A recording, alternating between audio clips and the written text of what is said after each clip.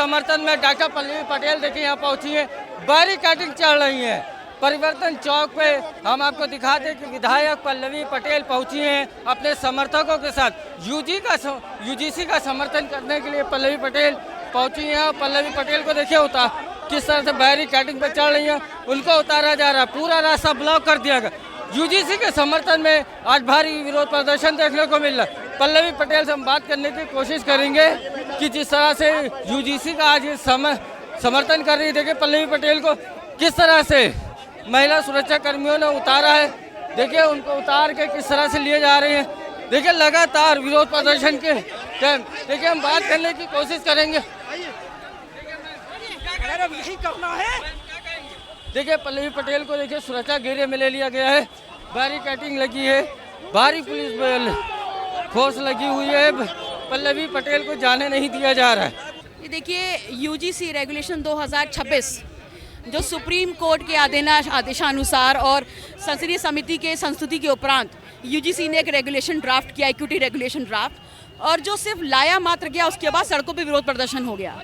तो विरोध प्रदर्शन के बाद स्वतः ही सर्वोच्च न्यायालय ने उसका संज्ञान लेकर के उस पर तुरंत एक बैन लगा दिया। तो आज हम सड़कों पे उतरे हैं सिर्फ इस बात को लेकर के कि जिसका आधार समानता है, उस देश में अगर समानता को बढ़ावा देने के लिए जो उच्च शिक्षा संस्थान है और जो यूजीसी के अंतर्गत आती हैं, अगर उसमें यूजीसी इक्विटी रेगुलेशन 2026 लाया गया था, तो सरकार सर्वोच्च न्यायालय ने संज्ञान लेकर के अविलंब बैन क्यों लगा दिया? और वो ये कह रहे हैं कि इसमें कुछ त्रुटियां हो सकती हैं, एक समाज के साथ अन्याय हो सकता है।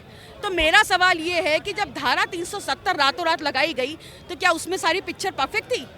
क्या रातों रात जब जीएसटी का नियम लागू किया गया तो उसमें कोई त्रुटियां नहीं थी? क्या जिस प्रकार से इस देश में नोटबंदी, जिस प्रकार से इस देश में लॉकडाउन लगाया गया, क्या उसमें कोई त्रुटियां नहीं थी? तो फिर समानता के आधार को बढ़ावा देने वाले इस यूजीसी इक्विटी रेगुलेशन को रातों रात उस पर बैन क्यों लगा दिया गया?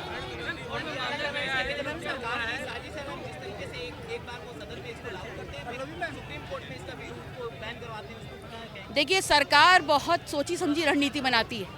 भारतीय जनता पार्टी की सरकार के दिल में पिछड़ा, दलित, अल्पसंख्यक, वंचित समाज, जो आदिवासी समाज है, उसकी क्या सोच है, वो क्या सोचते हैं, इसके बारे में बिल्कुल क्लियर है। वो डिवाइड एंड रूल की पॉलिसी करते हैं। पहले इस अध्यादेश अधिनियम को ला करके सड़कों पे तनाव बढ़वाया और फिर उसके बाद उसको न्यायपालिका में ले जाकर के अटकाने का काम कर दिया।